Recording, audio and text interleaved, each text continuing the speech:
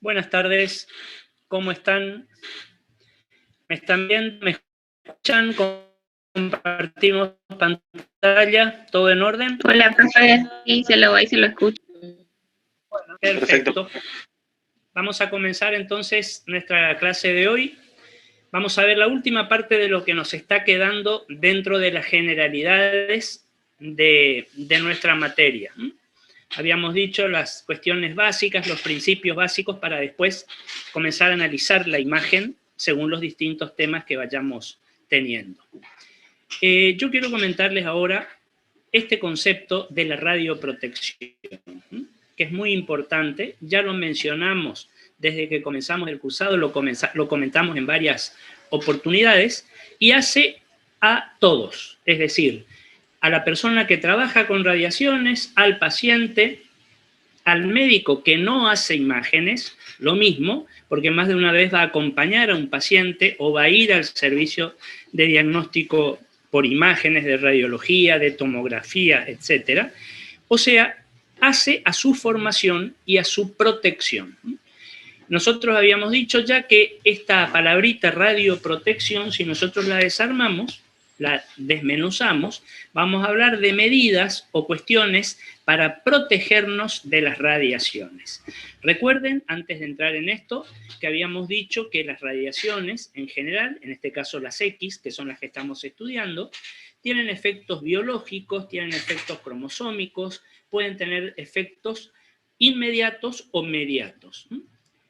Esos efectos pueden convertirse en indeseables, en deletéreos, para los que hacemos diagnóstico por imágenes. Pero recuerden que habíamos dicho que, por decirlo de alguna manera, esos mismos efectos son los que se van a convertir en beneficiosos, en aplicables para la gente que hace radioterapia o para el paciente que se somete a radioterapia, para el paciente oncológico, digamos. Acuérdense esa especial predilección de las radiaciones sobre las células que están en una actividad importante, en una actividad mitótica, en una actividad reproductiva, de crecimiento rápido, etcétera, etcétera, va a atacar fundamentalmente esas células. Por esa razón habíamos dicho o habíamos mencionado qué órganos eran los que teníamos que proteger de la radiación. Habíamos dicho las gónadas, los testículos, los ovarios, habíamos hablado de la tiroides, de la piel, sobre todo en determinadas zonas, la médula ósea, en algunos huesos sobre todo más que en otros, y esos mismos efectos, habíamos dicho que sobre estos órganos van a atacar esas células inmaduras y pueden ser comprometedores para la salud. Para la radioterapia son los efectos que se buscan, ¿verdad? Recuerden que cualquier patología oncológica se caracteriza por ser un acúmulo de células desordenadas, anárquicas, inmaduras, que no siguen patrones o cánones razonables, digamos. Es un alboroto, por decirlo de alguna manera, es un desorden, y eso altera totalmente la reproducción celular normal.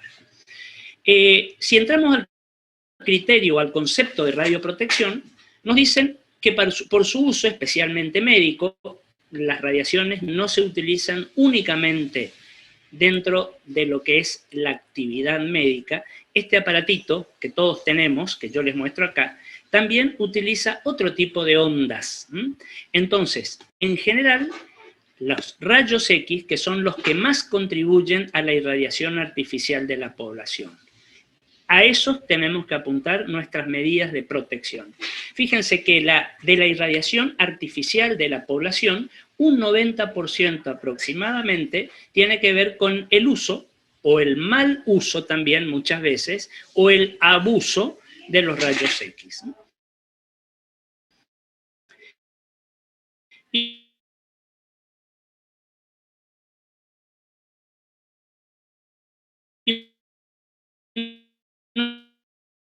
nos dice su relación riesgo-beneficio. Fíjense que en general, en muchos órdenes de las actividades, de las profesiones, de las actividades laborales, siempre se marca una relación costo-beneficio.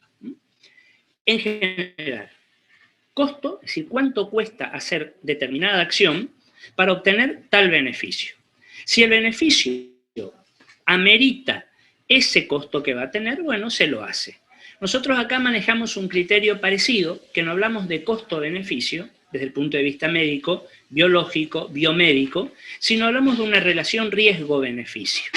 ¿Qué quiero decir con este tema de la relación riesgo-beneficio?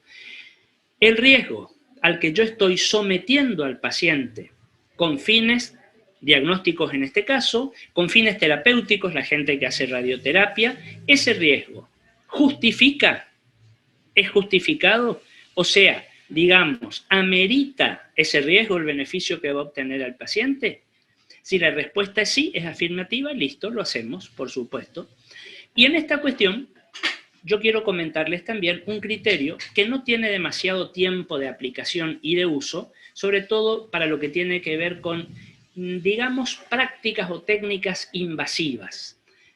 Invasivas no en el sentido literal de la palabra. Si ustedes recuerdan, habíamos comentado que una práctica invasiva es aquella a través de la cual nosotros nos metemos en el paciente, por decirlo de alguna manera.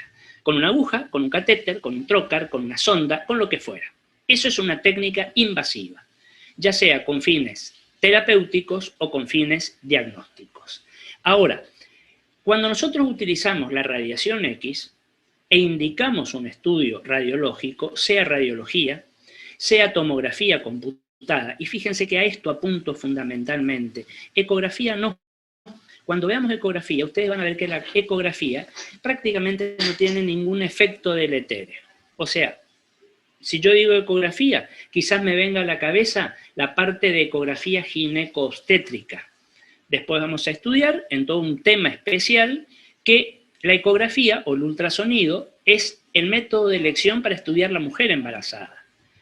Esa mujer embarazada va a tener una normativa de ecografías que tendrá que hacerse a fines de controlar su gestación, que esté todo bien, que no surjan problemas, y si hubiera alguna de estas situaciones, ir evolucionándola. Y acá viene la pregunta, ¿cuántas ecografías se puede hacer una mujer embarazada? La respuesta es muy simple, todas las que sean necesarias. Habitualmente vamos a ver que hablamos de por lo menos 3, por lo menos, más o menos distribuidas, una en cada trimestre de la gestación. Ya vamos a ver después que se estudian diferentes parámetros según la edad gestacional. Entonces, eso sería lo ideal. Ahora, si por algún motivo, alguna cuestión de riesgo, esa mamá necesita hacerse 5, 10, 20 u 80 ecografías, se puede hacer sin ningún inconveniente. La ultrasonografía es absolutamente inocua tanto para la madre como para el feto, el embrión o lo que fuera.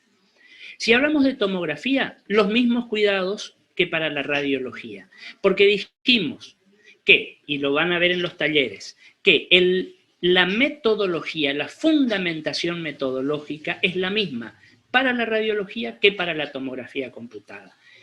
Les digo de otra manera, utilizamos radiación X. Para la resonancia es otra historia. La resonancia no utiliza radiaciones.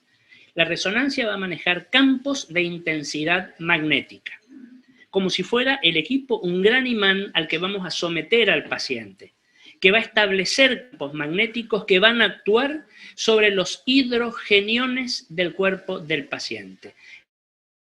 Es decir, los iones nuclear va a utilizar radioisótopos o isótopos radioactivos, otra cuestión que ya la vamos a ver.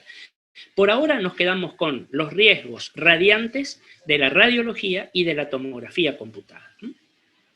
En base a esto, yo les decía, a raíz de eso salió todo este comentario, que desde hace unos años se intenta que el médico tenga en cuenta un concepto. No hablo del médico radiólogo, ni imagenólogo, ni especialista en imágenes. Hablo del médico en general, del médico que indica el estudio. Porque nosotros radiólogos o imagenólogos acatamos la orden que el médico nos pide. Quiere que hagamos una radiografía de tórax, un urograma excretor, un colon por enema, una tomografía de abdomen, lo que fuera. Nosotros recibimos un pedido, ese pedido lo van a hacer ustedes. Digo ustedes refiriéndome al médico que no es radiólogo, al médico clínico, al cirujano, al neurólogo, al pediatra, al urólogo, a quien fuera. tiene que tener en cuenta un criterio que evalúa la relación riesgo-beneficio y se va a llamar criterio de justificabilidad. Eso me gustaría que lo recuerden. Esto es práctico. No les digo, esto vamos a tomar en el examen. Esa es una circunstancia. Esto es práctico. Esto es de aplicación de aquí en más siempre. ¿Qué quiere decir o qué nos dice, qué nos presenta este criterio de justificabilidad?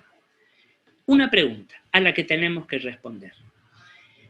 El estudio o la práctica que le estoy pidiendo a ese paciente que se haga, ¿justifica el riesgo que está corriendo? Así de sencillo. Si la respuesta es afirmativa, es sí, justifica, perfecto, le hago el estudio. Le indico el estudio, se lo hace.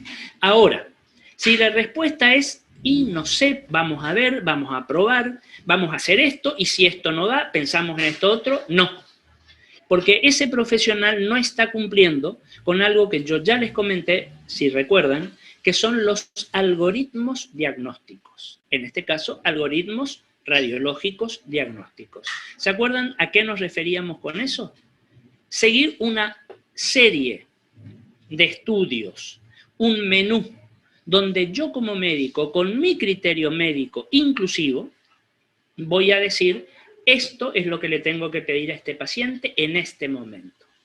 Si eventualmente con eso no anda, no me satisface, no llego a conseguir los resultados que quiero, perfecto. Como segundo punto puedo pedir esto otro. Y así sucesivamente. No puedo pedir lo que me venga a la cabeza, lo que se me ocurra porque sí. Y vemos, le pido 3, 4 estudios imagenológicos y bueno, alguno me va a dar información. Eso no es de buena praxis. Eso es lo que tenemos que tener en cuenta.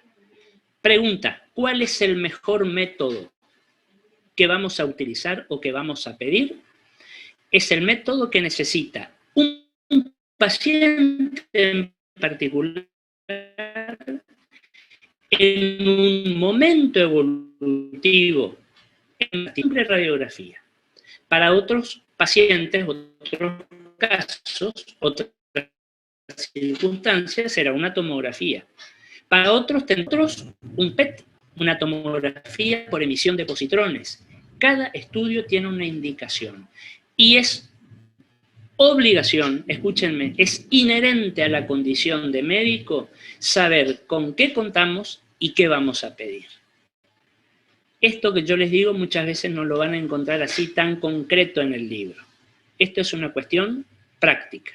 Nosotros, yo les dije desde que en principio hacemos teoría y hacemos práctica.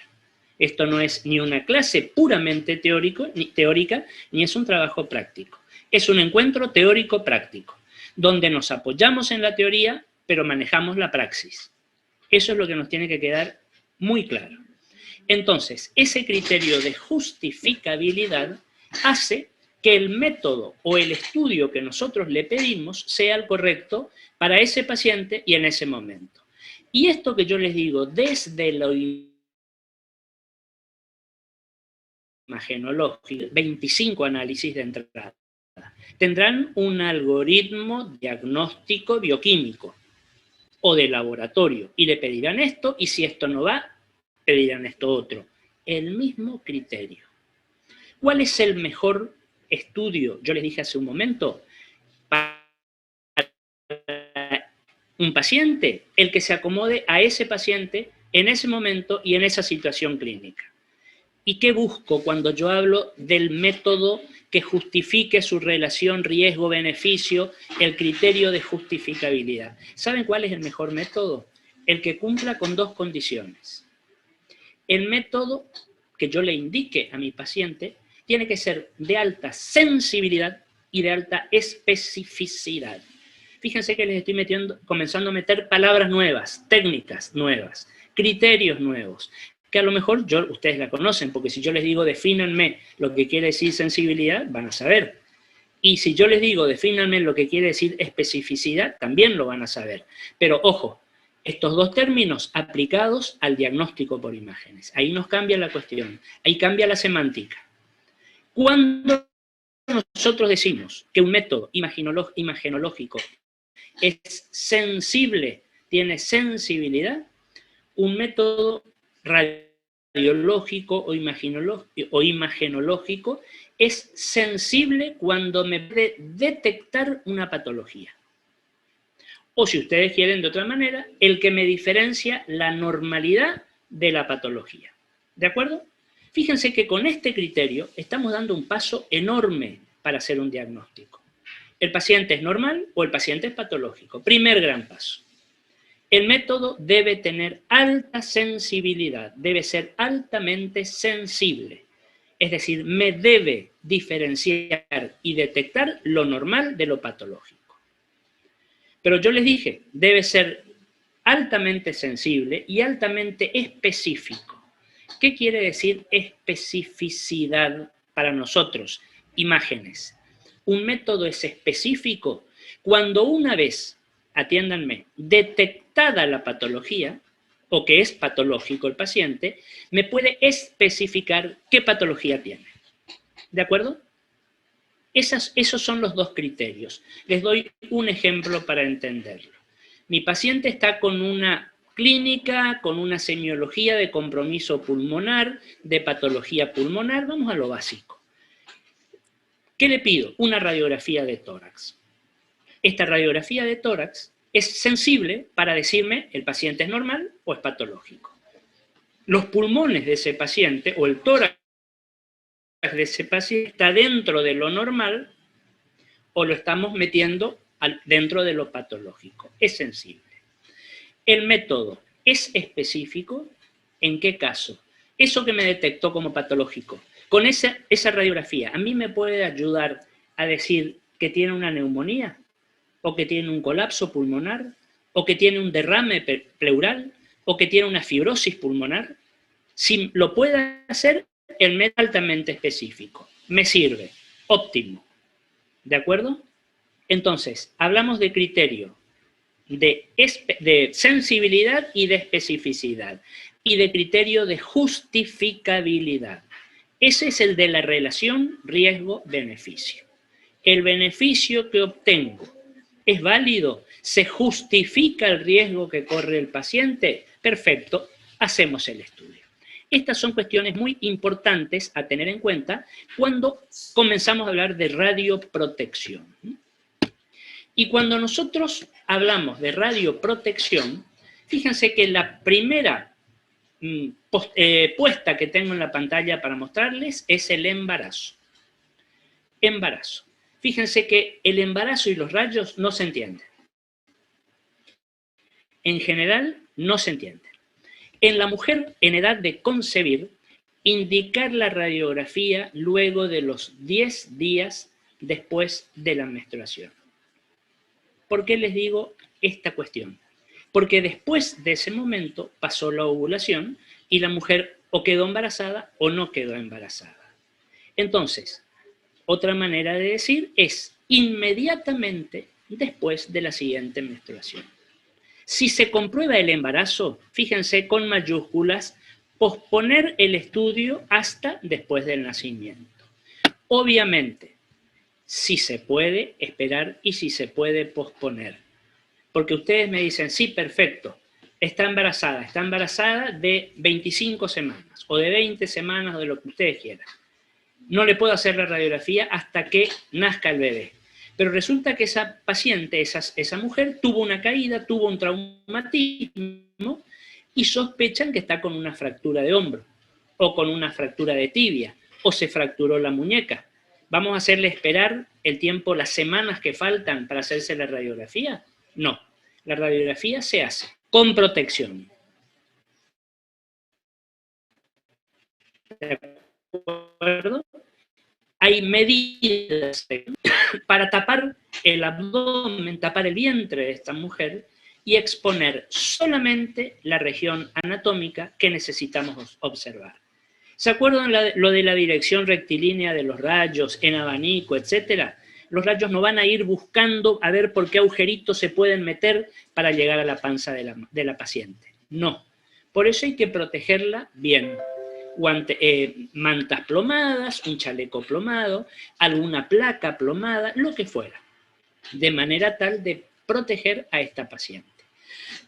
Si no se puede, dice, bueno, lo ideal sí hasta los 8 meses de embarazo. ¿Por qué les digo estos? Habitualmente, o lo correcto en medicina, ya van a ver ustedes, es hablar en semanas de gestación, no en meses. Un embarazo normal dura aproximadamente 40 semanas de gestación, más menos 2 semanas. Es decir, entre 38 y 42 semanas de gestación. Menos de 38 semanas va a ser un parto prematuro. Más de 42 semanas va a ser un parto o un embarazo, un bebé postmaduro. Y el postmaduro, ya van a ver ustedes, corre los mismos riesgos o más que el prematuro. Entonces, promedio 40 semanas. ¿Ustedes quieren decirlo en meses? 9 meses, perfecto. Ahora, hay un periodo del embarazo, el último mes, las últimas 4 o 5 semanas, se pueden hacer radiografías, inclusive irradiar la panza de la paciente. Y ustedes me dirán, ¿cómo? Si recién dijimos el embarazo y los rayos no se entienden. Y ahora este me dice que en el último mes le puedo hacer. Sí, ¿y saben por qué se puede hacer? Porque ese chiquito, ese feto, que está a un mes del nacimiento, ya está prácticamente madurado o maduro. Piensen ustedes que muchas veces, por X circunstancias, un bebé va a nacer antes de tiempo. No siendo prematuro, no, pero van a ser 2 o 3 semanas antes de la fecha establecida, y muchas veces a ese chiquito que le faltó ese último toquecito, digamos, en el vientre de su mamá, le van a tener que hacer una radiografía. Cuando tenga algún trastorno pulmonar, por ejemplo, algún síndrome de insuficiencia respiratoria del recién nacido, van a necesitar hacerle una radiografía de tórax. Entonces, irradiar a ese bebé recién nacido, digamos prematuro, es lo mismo que irradiar la panza de la mamá con el bebé adentro. Entonces, en ese caso, no habría inconveniente. Es más, había una técnica, les digo había porque en este momento yo creo que prácticamente ya no se hace, nos indica, que se llamaba pelvimetría. ¿En qué caso se pedía? Una radiografía simple, una radiografía de pelvis de la mamá a punto de parir. Cuando había sospecha de que esa mamá no iba a poder ir a un parto natural.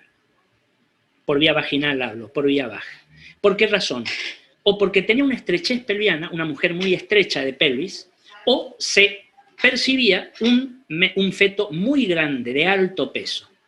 Entonces no se iban a dar las relaciones pelvifetales para que pueda atravesar el canal del parto. Entonces se hacía una radiografía de pelvis que se pedía para efectuar pelvimetría fetal. Entonces, entre el radiólogo y el obstetra trazaban una serie de mediciones y demás para ver la posibilidad o la permeabilidad de ese canal del parto materno en relación al tamaño de la cabeza fetal. Lo que tiene que salir siempre, recuerden, es la cabeza. El resto sale. El tema es la cabeza del feto. Hoy no se hace más eso porque hay otras maneras mucho más exactas, generalmente por apreciación ecográfica, que ya se sabe con certeza si eso se va a poder hacer o no. Por otra parte, hay distintos criterios y ustedes los verán en obstetricia y hay distintas escuelas, distintos criterios, como les dije. En este momento, ante una sospecha de un parto muy laborioso, donde hay una distorsión pelvifetal, madre estrecha, bebé grande o lo que fuera, muchas veces se decide ir a una operación cesárea, mucho menos riesgosa, muchos menos riesgos corre la mamá y el feto. O si no, teníamos esos partos larguísimos, laboriosos, con esos trabajos de parto interminables donde la madre llegaba agotada. Y muchas veces el niño chiquito llegaba con una insuficiencia de oxígeno, no le daba la oxigenación para todo ese tiempo de crisis en que estaba en el trabajo de parto la mamá. ¿Cuál era el riesgo? La hipooxigenación cerebral de ese niño, que podían dejar secuelas de por vida. O el uso de forceps y una serie de instrumentos de tortura, me atrevería a decir hoy en día, donde se corrían muchísimos riesgos. Pero bueno, eso es otra historia. Entonces, en ese último mes no habría inconveniente porque ese chico ya está prácticamente maduro. ¿Por qué todo esto? Porque, y en colorado les pongo, la radiosensibilidad fetal es 10 veces mayor que en el adulto. Es decir, lo que un adulto, para hacer un ejemplo cuantitativo, absorbe un rad o una dosis de radiación, un adulto, ese chico es como si absorbiera 10. ¿Por qué? Por todo ese metabolismo específico propio del feto. Sobre todo, y acá sí, esto recuérdenlo, especialmente durante el primer trimestre de gestación es la mayor radiosensibilidad fetal. Ese primer trimestre, esas primeras 12, 14 semanas, realmente está absolutamente contraindicada la práctica con radiaciones. Porque piensen ustedes, es el periodo, como se denomina, de organogénesis. Ahí se están formando los órganos, los huesos, la médula ósea, el aparato cardiovascular, todo, piel, tegumentos, en ese momento. Entonces, esta cuestión que hay que tener en cuenta en cuanto al embarazo. Recuerden, hay otra cuestión, fíjense, como criterio de radiosensibilidad, es decir, esa sensibilidad propia de las células a la acción de los rayos X, tenemos que tener en cuenta que cuanto mayor se dividan las células de un tejido, va a ser mayor la radiosensibilidad. Es como que esas células que se dividen, se duplican con mayor velocidad, con mayor intensidad, son mucho más sensibles a la radiación. Desarmamos la palabra, radiosensibilidad. Este criterio, esta radiosensibilidad, fíjense lo que les pongo acá, es el fundamento de la radioterapia. La radioterapia, es decir, el uso de la radiación con fines terapéuticos, oncológicos seguramente, va a basarse en la mayor radiosensibilidad de las células tumorales malignas. Por ello se afectan especialmente los tejidos embrionarios y los elementos blancos de la sangre. Recuerden ustedes que la médula ósea está en actividad continua, está siendo la responsable de un recambio de células de nuestra sangre prácticamente continuo. De ahí que ese criterio de radiosensibilidad hay que tener en cuenta en estos órganos que tienen una muy rica médula ósea. ¿Qué medidas podemos llevar a cabo o tenemos que tener en cuenta cuando hablamos de radioprotección? Algunas ya las conocimos, cuando yo les presentaba parte del equipo o algunos elementos que adicionábamos, yo siempre les fui fundamentando por qué lo usábamos. Como todo, es decir, si yo conozco o aprendo algo, tengo que fundamentar, tengo que saber por qué, el porqué de las cosas. Si ustedes tienen esa pregunta siempre cerca, ¿por qué? ¿Por qué? ¿Por qué? Ustedes van a tener una enorme dosis de conocimiento. El conocimiento responde o es el resultado a esa pregunta, al por qué, al cómo, al cuándo, al dónde, pero fundamentalmente al por qué. ¿Qué medidas tenemos para llevar a cabo esta radioprotección? Y acá estoy hablando de radioprotección al paciente y de radioprotección al operador, o a las personas que por X motivo, que no tendrían que estar, por ahí van a estar en el momento de hacerse la radiografía. En primer lugar, la colimación. ¿Qué es la colimación? ¿Se acuerdan que habíamos dicho los colimadores? Esa cajita que está adosada al tubo de rayos, que tiene como diafragmas, como telones que se abren y se cierran, habíamos dicho, para programar exactamente el campo a irradiar. ¿Se acuerdan que yo les di un ejemplo? Si yo tengo que hacer una radiografía de hombro al paciente, voy a irradiar solamente el hombro, la articulación glenohumeral. No irradio ni el brazo, no irradio la clavícula, no irradio el esternón, obviamente, por la médula ósea, no irradio el pulmón, no irradio el mediastino, no, irradio solamente el hombro. Si tengo que hacer una radiografía de cadera, solamente la cadera, no el fémur, no la vejiga, no los ovarios si fuera una mujer, no la próstata si fuera un hombre, no el colon, no, solamente la cadera. Para eso se cumple la colimación, limitar el haz de radiación solo a la zona de interés. además de medida de radioprotección, tiene un beneficio adicional. Fíjense lo que les digo. Esto además mejora la calidad de la imagen. ¿Por qué les digo mejora la calidad de la imagen?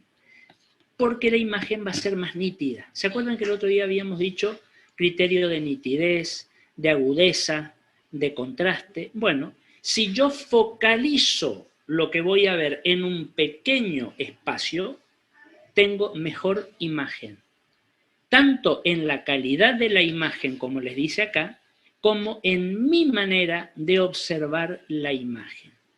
Si yo tengo un cuadro y me pongo a observar una pintura, donde tengo un enorme paisaje, y tengo otra donde es un retrato, la cara de una mujer, ¿cuál de las dos me va a resultar más fácil de interpretar, de ver y de conocer? La que tiene una imagen más pequeña o limitada.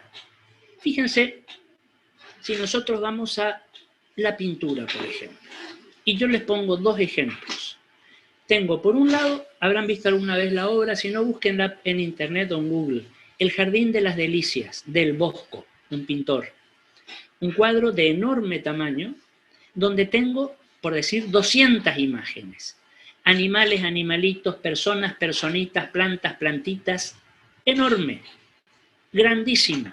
Y por otro lado tengo, no sé, pónganle El Caballero de la Mano en el Pecho, del Greco, donde tengo solamente la cara de un caballero vestido de negro y sobre el pecho tiene colocada su mano. Nada más.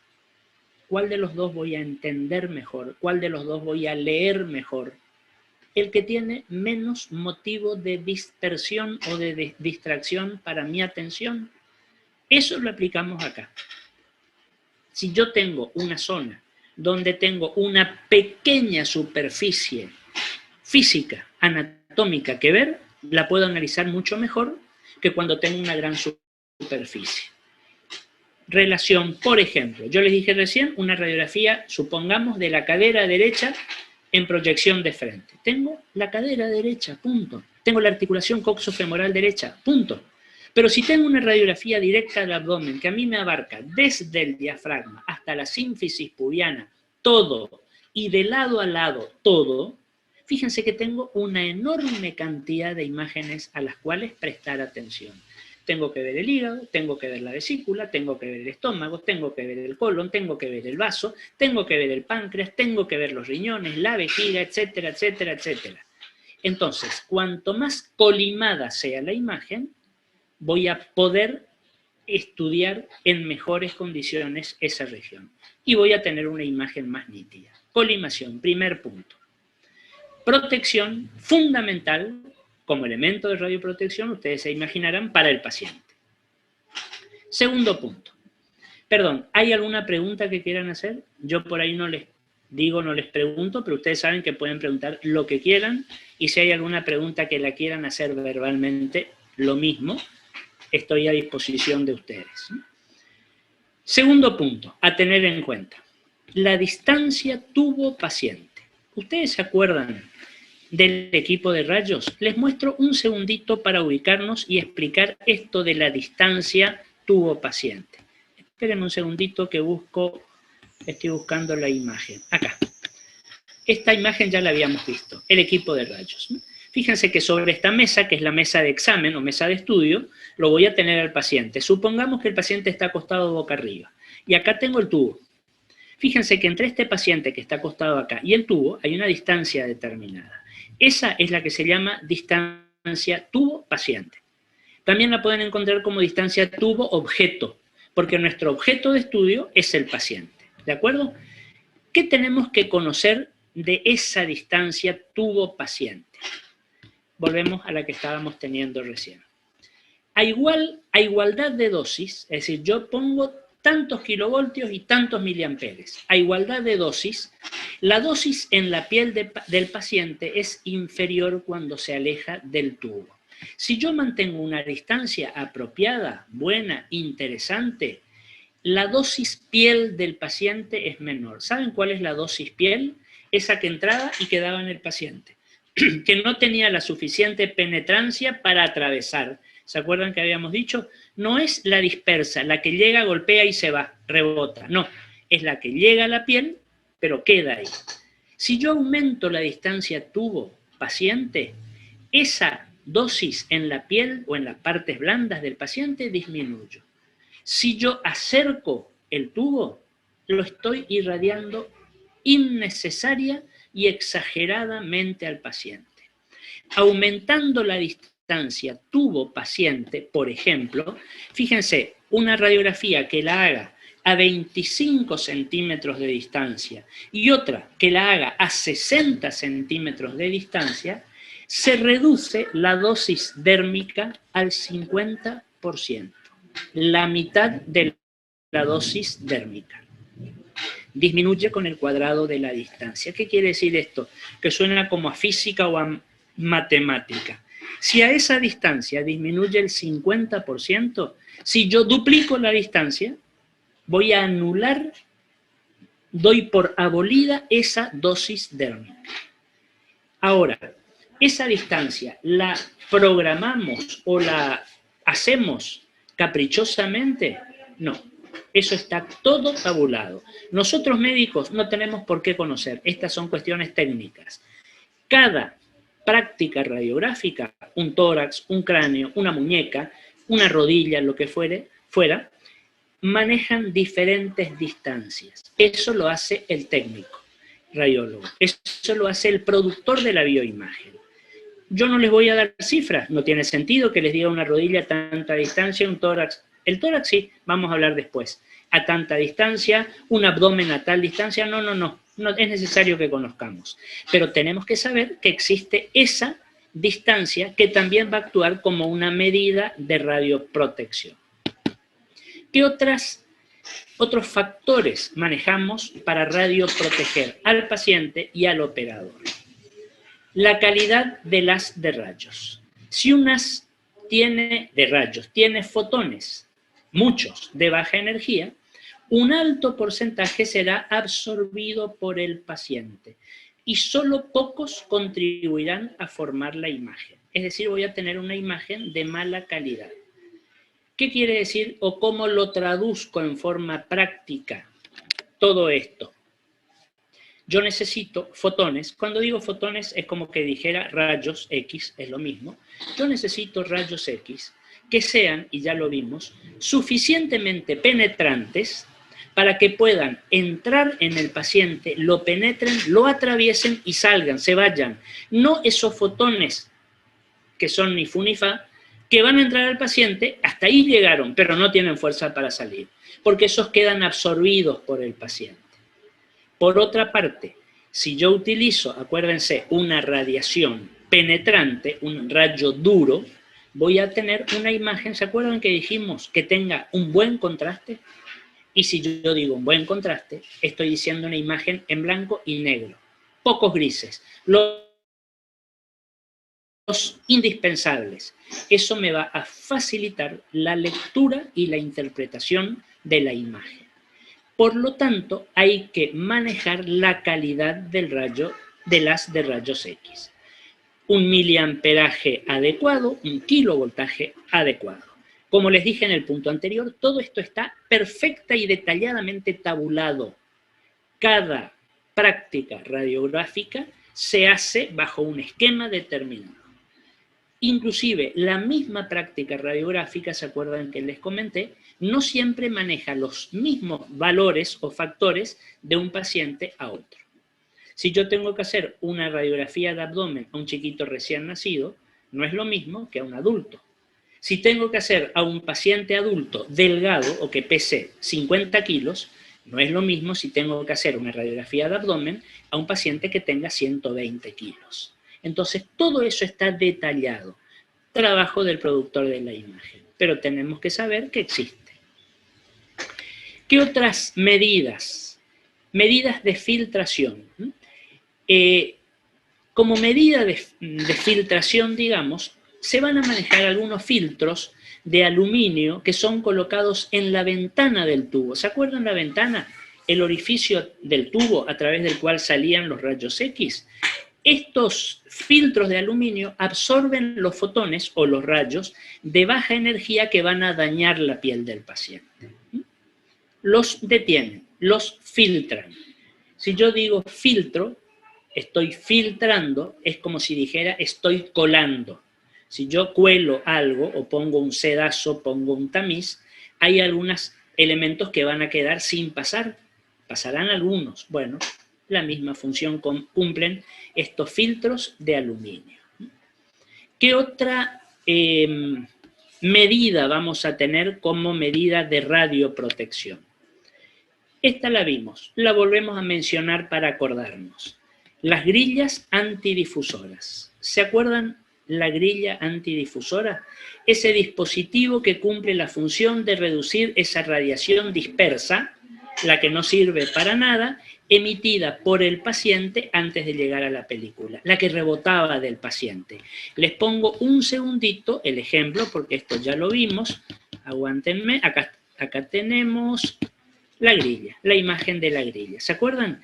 La grilla antidifusora o también llamada parrilla antidifusora, que se colocaba sobre el chasis una serie de laminillas de plomo como si fuera una parrilla, de ahí el nombre, que van a evitar que toda esa radiación dispersa no llegue al paciente.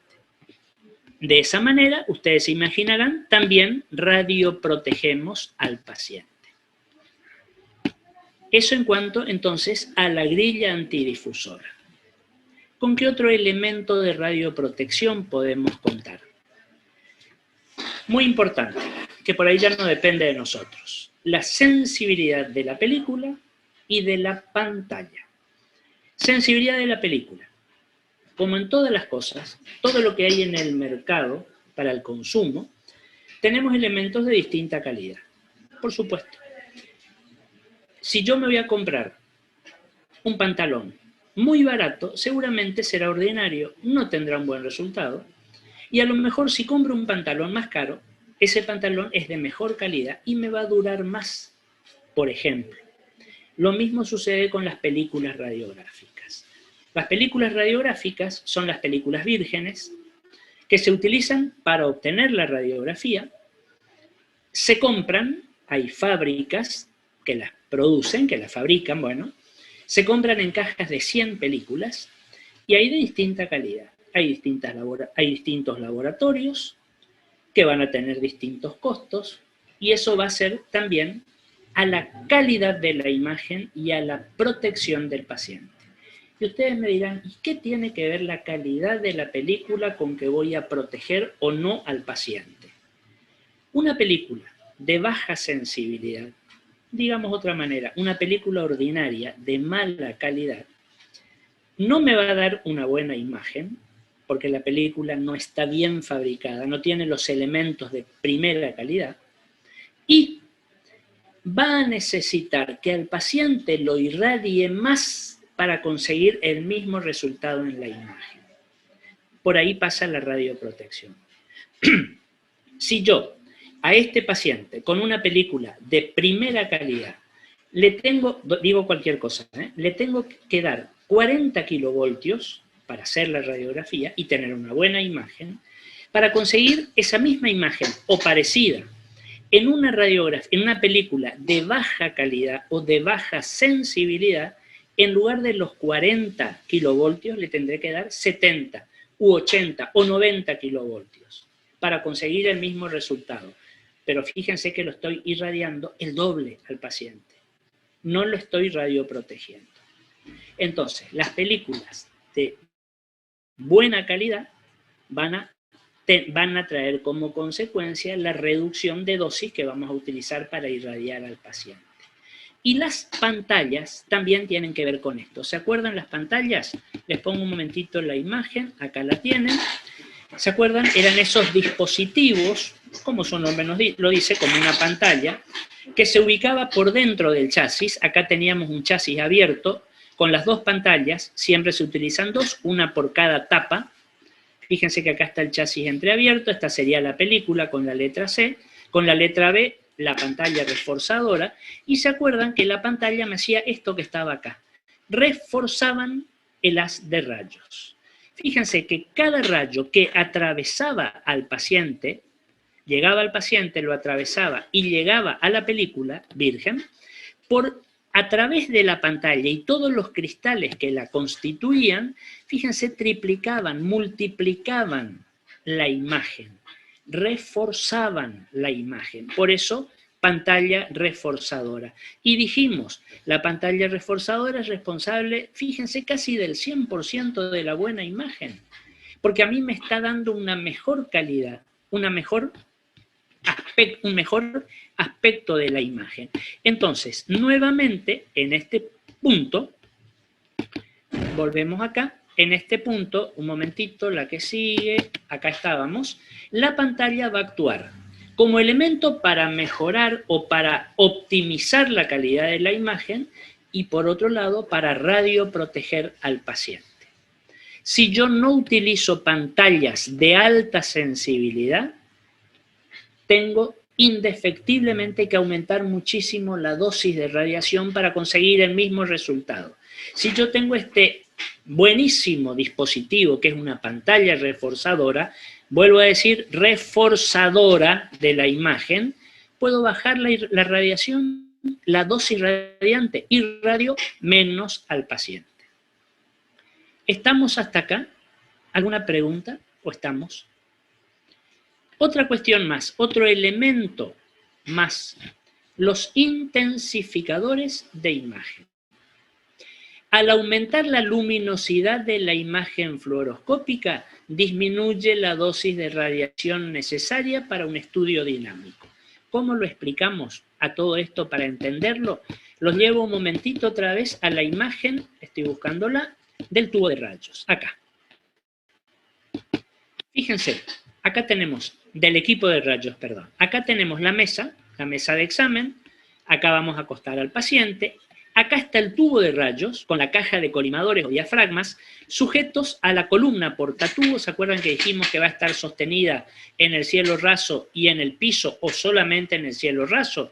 Nosotros nos prendemos de esta manija y vamos corriendo, digamos.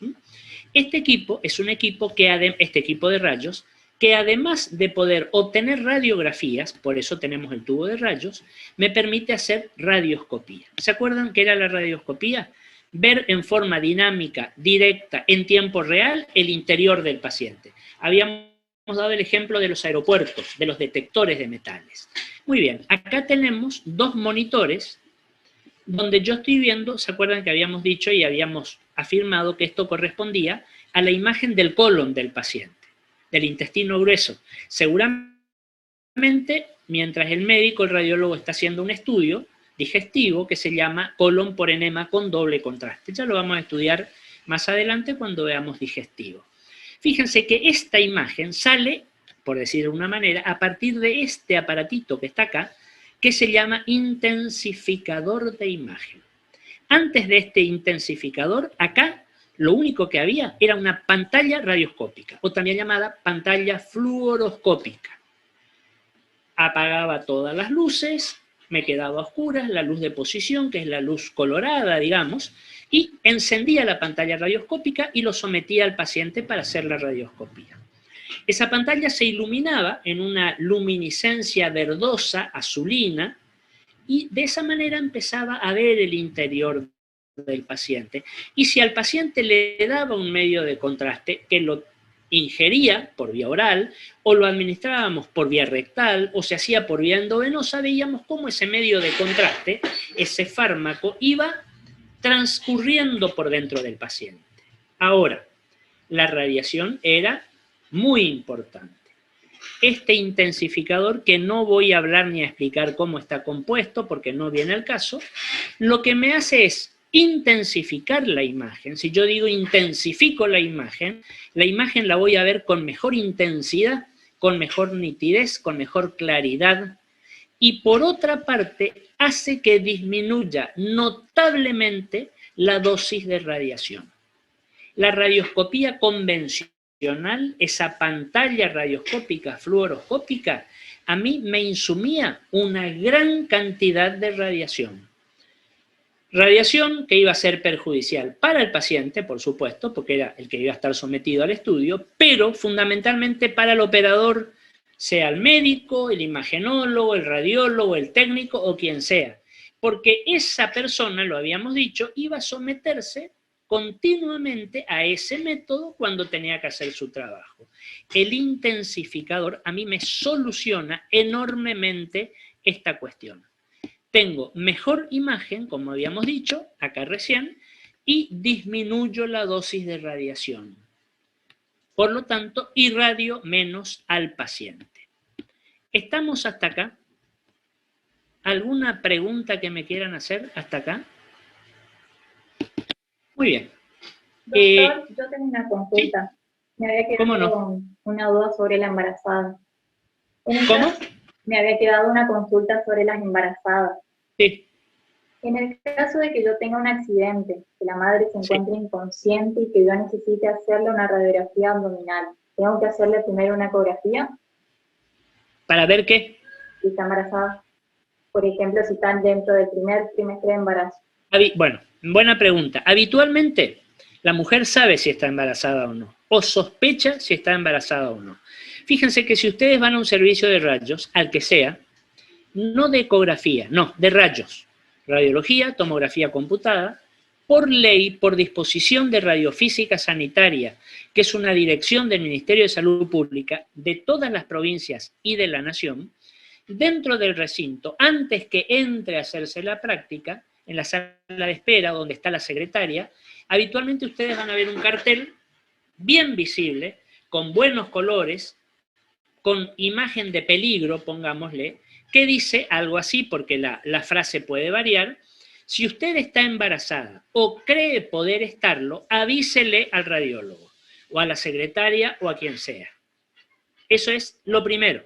Entonces, si esa mujer tiene un accidente o lo que fuera, y se considera necesaria la realización de una radiografía, lo primero que les va a decir esta paciente es que está embarazada.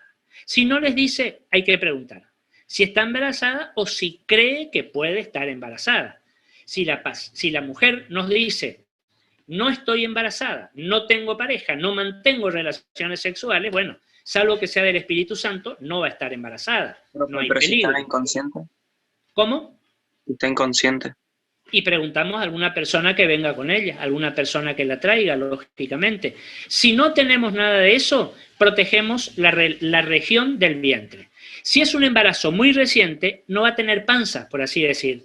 Entonces, piensen ustedes, el campo que tenemos que proteger es muy chiquito. Con una plaquita de plomo se protege perfectamente. Otra cosa es una embarazada que esté con 35 semanas de gestación, donde la panza o el abdomen va a ser evidente. ¿De acuerdo? Profe, o sea que siempre que es mujer se tiene que hacer eso, o si es una emergencia o algo así, tipo se prioriza la vida de la mujer. No. Si fuera una emergencia, por supuesto, hay que tener en cuenta todas estas cuestiones. Habitualmente, si no es una emergencia, ya el médico que le indicó la radiografía ya va a saber si está embarazada. Yo no creo que ningún médico tenga la falta de criterio de indicar una radiografía a una mujer embarazada. Cuando no es una urgencia, ojo. No le va a pedir una radiografía por alguna cuestión, digamos, que no es demasiado relevante sabiendo que está embarazada. No le va a pedir una radiografía de columna porque le duele la cintura, porque sabe que si le tengo que hacer la radiografía de columna, la voy a irradiar el vientre de la mujer. Si fuera columna lumbar, si fuera una columna cervical, me olvido. La protejo y no hay problema. Pero eso es, digamos, una cuestión particular de cada caso. Pero de rutina, siempre se pregunta a la mujer si está embarazada o si piensa que puede estar embarazada. Porque nos puede decir, no estoy embarazada. Y por ahí muchas veces nos va a decir, creo. Pero si ella cree no estar embarazada, pero tiene una pareja, tiene una vida sexual activa, y bueno, entre las posibilidades de esa mujer es que se quede embarazada. ¿Me estoy cuidando o tengo colocado un DIU? Bueno, sí, perfecto. Ningún método es el 100% efectivo. Ahora, y esto entre nosotros, no lo podemos decir abiertamente. Si se hace una radiografía y se irradia una vez, no pasa nada. ¿De acuerdo? La dosis es muy baja como para que haya algún tipo de consecuencia. Otra cosa es que me digan, le voy a hacer 15 radiografías. No, para un poquito. No le puedo hacer 15, ni 10, ni 8 radiografías. Tengo que ser medido, tengo que ser prudente para saber lo que estoy haciendo. En algunos casos, como les vuelvo a decir, la persona, la paciente, es la primera que nos va a decir, no, doctor, yo estoy embarazada, o creo que estoy embarazada, o no sé si estoy embarazada, pero resulta que tengo un atraso de tantos días. Entonces, ¿sabes qué? Esperamos. Si te viene la menstruación, si comenzás a menstruar, listo, no vas a estar embarazada y hacemos después. Ojo, ustedes me dirán, sí, pero ojo, porque muchas veces la mujer está embarazada y sigue en una o dos fechas con como si fuera sangrado menstrual, pero en realidad no es una menstruación, es un sangrado por deprivación hormonal. Y sí, son casos puntuales. En esos casos, si hay dudas, análisis. Una subunidad beta, que es lo más efectivo.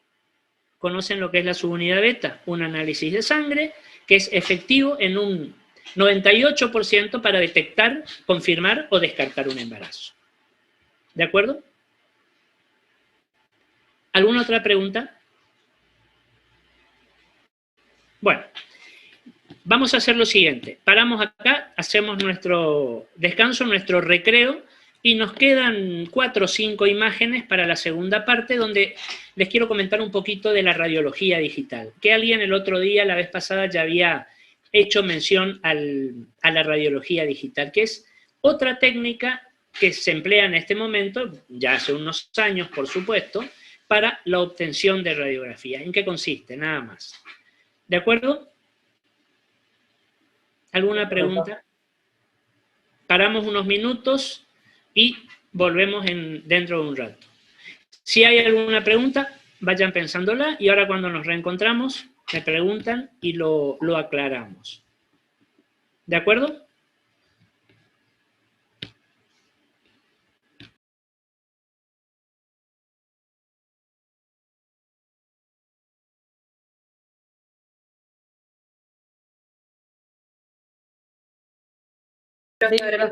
Bueno, les decía lo siguiente. En el intervalo estuve leyendo las consultas que pusieron en el chat. La mayor parte de ellas están contestadas ya. Ahora, quiero aclarar algo en lo que preguntó, a ver un segundito, ya les digo quién es. Tiago, no. Ah, sí, ¿por qué tenemos que irradiar siempre 10 días después de la menstruación? No llegué a entender. Aclaramos algo. Irradiar después de la menstruación hasta 10 días. Esa palabrita es la que está faltando. ¿Por qué les digo esto? Porque ustedes saben que en un ciclo normal, digamos, habitual, fisiológico, por así decir, la mujer empieza su ciclo el día 1. El día 1 es el día en que comienza el sangrado menstrual, el día que se inicia el sangrado menstrual. Pongámosle que la menstruación dura 2, 3, 5 días, dependiendo. Más o menos alrededor del día 14 o 15 se produce la ovulación, es decir, la maduración del óvulo, y es el óvulo que está en óptimas condiciones para ser fecundado por un espermatozoide si esa mujer llegase a mantener relaciones. ¿Por qué los días inmediatos, posteriores a la menstruación? Porque en esos días tenemos la seguridad de que la mujer no está embarazada. ¿De acuerdo? Si recién menstruó, no está embarazada. No nos acerquemos a la menstruación porque va a ser el momento en que potencialmente podría quedar embarazada. Fíjense que esos primeros días inmediatos, posteriores a la menstruación, son días fisiológicos de infertilidad. Sabemos otra cuestión, porque esto lo vamos a volver a ver casi a fin de año cuando veamos la parte de imagenología del aparato genital femenino. Hay otro momento del ciclo que son los días inmediatos, previos a la menstruación, que la mujer también está en condiciones fisiológicas de infertilidad. Ustedes podrán decir, bueno, podemos hacer unos días antes de la menstruación siguiente. ¿Y cómo sé yo si esa mujer en ese ciclo no quedó embarazada? si no mantuvo relaciones alrededor de los días de la ovulación y quedó embarazada, y está con un embarazo muy reciente. Entonces, lo seguro son los días posteriores a la menstruación. De igual manera, acá hay otra respuesta que contesta Neverton. ¿Hacemos una beta-gonadotrofina coriónica? Sí, por supuesto. Con eso es un estudio que se hace un dosaje en sangre. Vamos a tener el resultado, digamos, preciso. Bueno, pasamos ahora en estos minutos que nos quedan a tener una idea. No voy a hablar de la física, ni de la técnica, ni de la dinámica, porque eso no nos compete, pero sí a presentar una nueva técnica dentro de la radiología o del método radiológico, que es la radiología digital. Nosotros hasta acá más o menos estuvimos viendo la producción de una imagen, de una radiografía clásica, digamos tradicional, por así decir. Hay otros métodos, otra metodología de obtención de la imagen que se va a basar en lo que se llama radiología digital, o también lo pueden encontrar como digitalización de la imagen. Hay dos tipos dentro de esta radiología digital, una es directa, otra es la que se llama también radiología computada, porque para la producción de una imagen va a estar metida una computadora, un ordenador. Usa detectores para capturar la imagen, es decir, ya no utiliza las películas radiográficas que habíamos utilizado anteriormente. Son detectores que por un proceso de informático van a digitalizar la imagen. Esta imagen se lee en una workstation o son impresas, depende cómo cada uno lo maneja. Estos detectores son de silicato amorfo y, como les dije recién, la característica no usa chasis radiográfico. Disminuye todo lo que sea insumos. Ahora, si voy a calidad de imagen, la digital siempre tiene una mejor imagen, una mejor calidad de imagen, porque el proceso es digitalizado. Hay un ordenador que está metido en el medio que nos optimiza la imagen, la calidad de la imagen.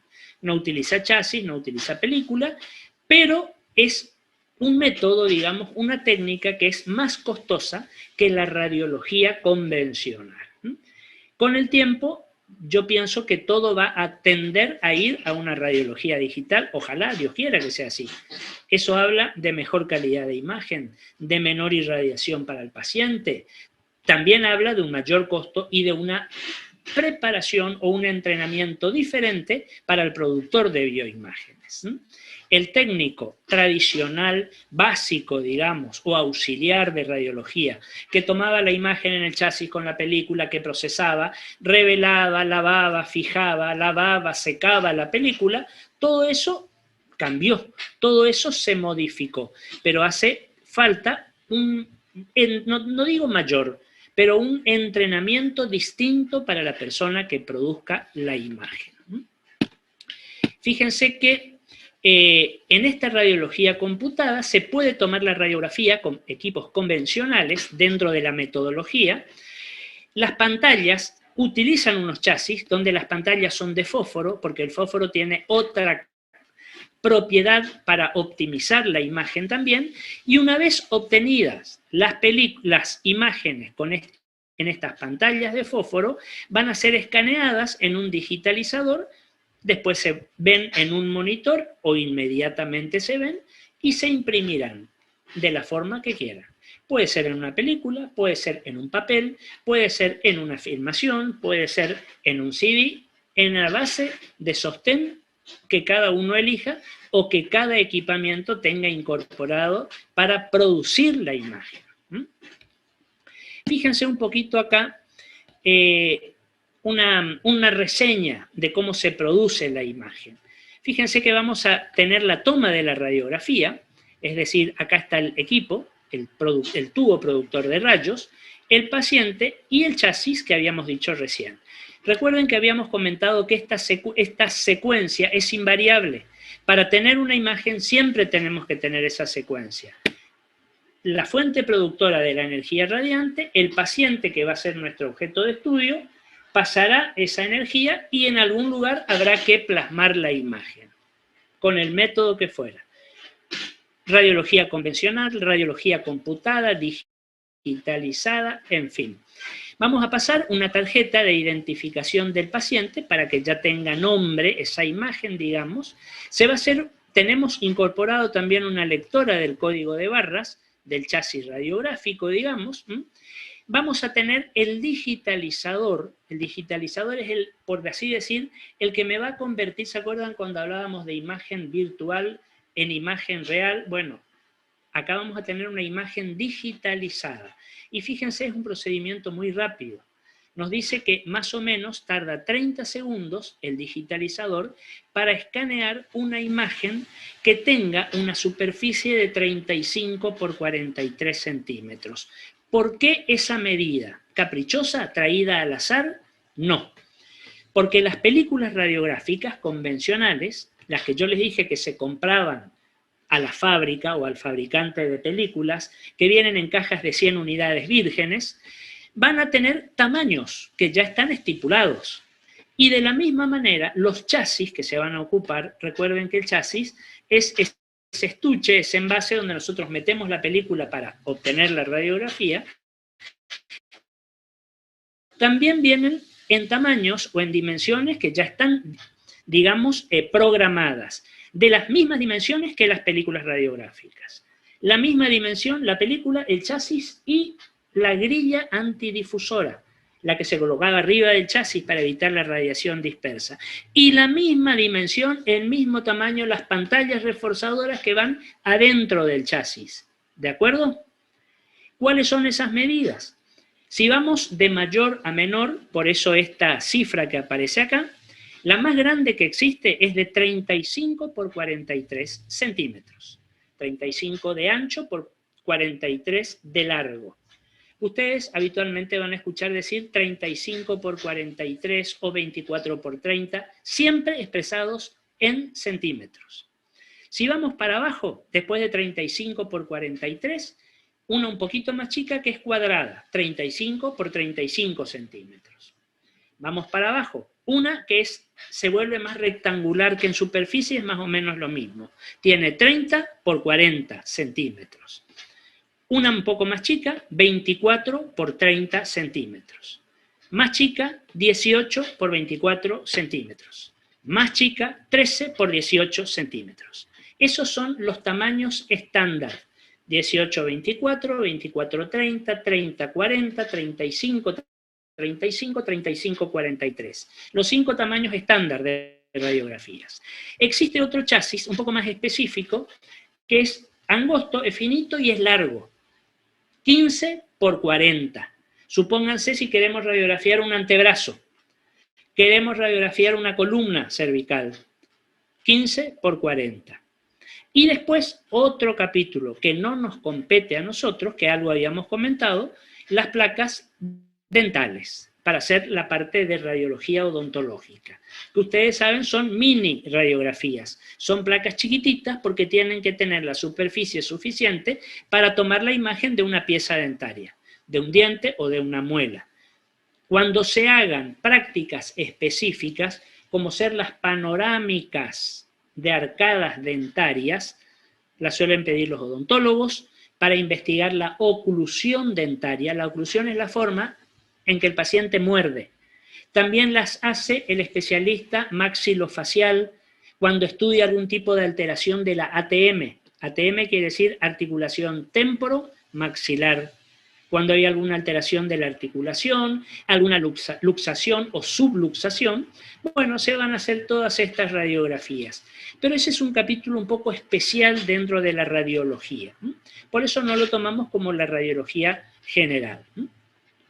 Después tenemos un workstation, una estación de producción, digamos, donde se va a manipular la imagen y enviarla a archivo o a otras centrales o a imprimirla.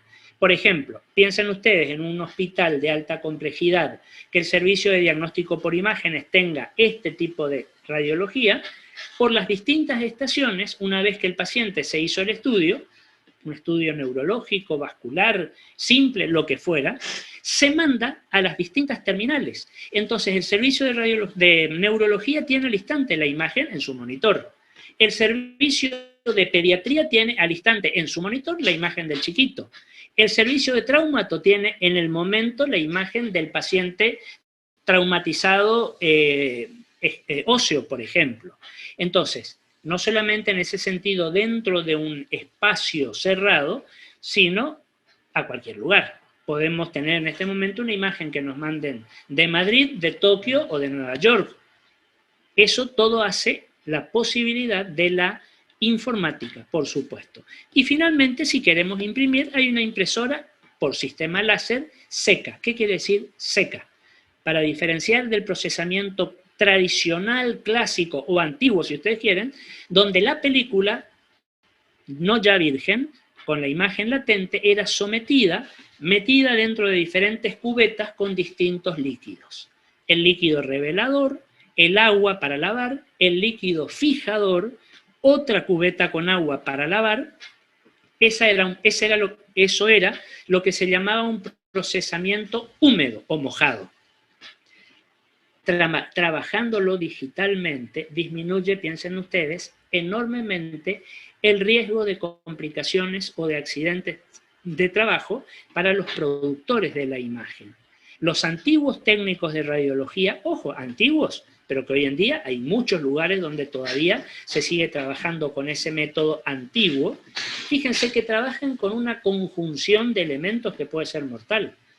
Va a trabajar con metal, porque las películas se sostenían en marcos metálicos, la película para obtener la imagen, metal.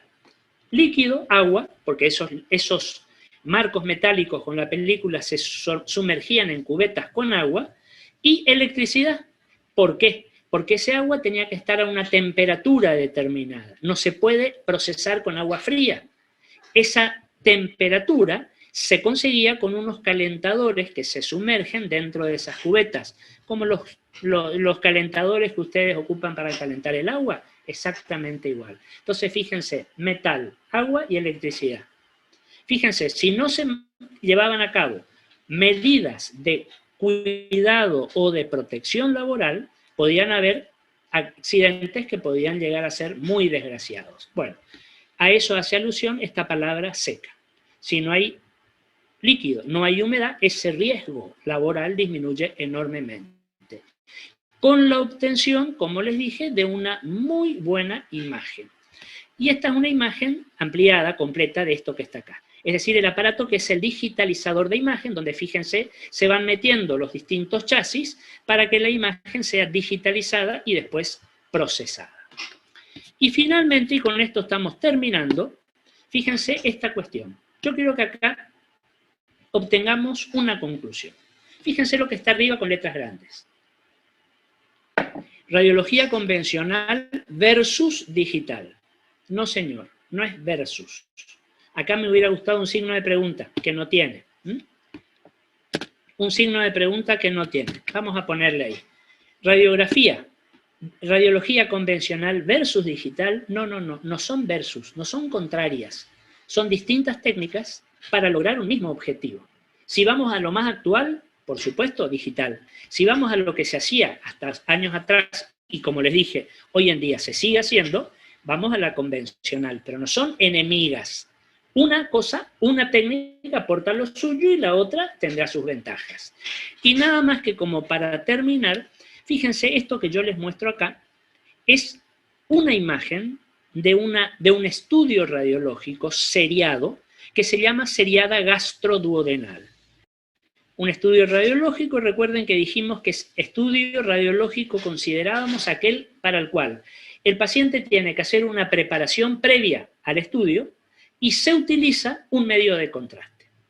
Este estudio vamos a investigar el estómago y el duodeno. Podemos incluir también el esófago, entonces será una seriada esófago gastroduodenal. Si no se acuerdan de estos nombres ahora no importa, pues cuando veamos la parte de imagenología digestiva lo vamos a analizar pormenorizadamente. Condición de preparación, el paciente tiene que estar en ayunas, 8 horas como mínimo de ayunas, de sólidos y líquidos, ayuno total.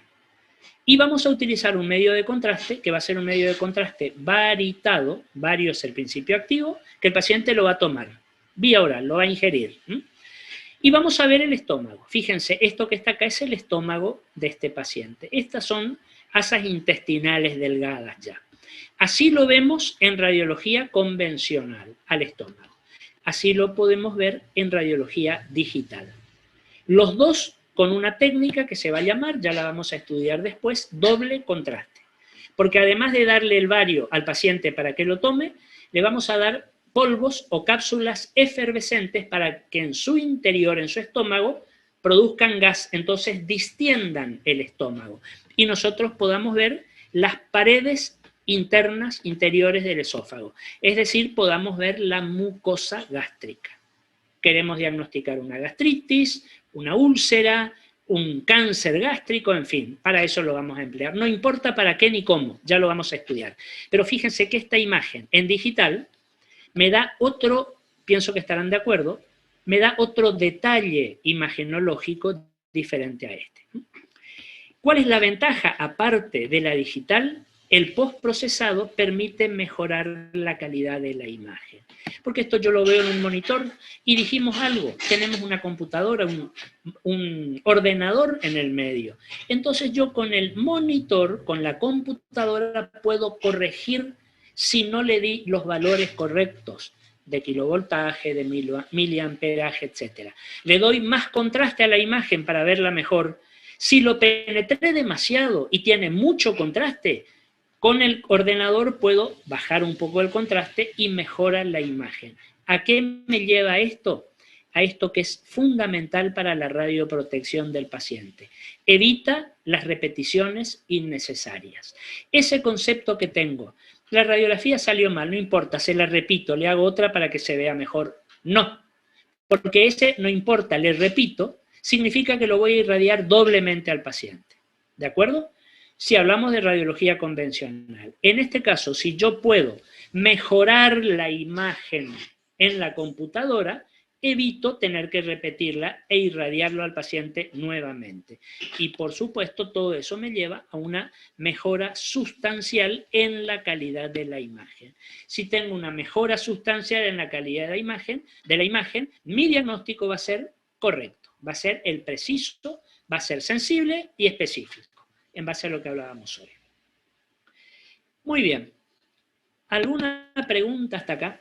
¿Algo que quieran plantear que no haya quedado claro, que hayan dudas? Conecto el chat a ver si hay algo. ¿Algo? Bueno, si no hay nada, acá terminamos, concluimos, ya estamos en nuestro tiempo de Zoom, finalizando. Mañana volvemos a encontrarnos a la misma hora, 17. Vamos a avanzar con otro tema. Esta semana ya se van a subir a la plataforma, al aula,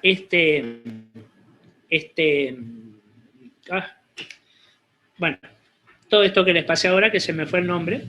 Y también la doctora Bonges ya va a subir parte de sus talleres para que los vayan teniendo. ¿Alguna pregunta? Si no hay preguntas, entonces mañana a las 17 continuamos con lo que sigue. Nos vemos mañana. Hasta luego, profe. Chao, profe, gracias.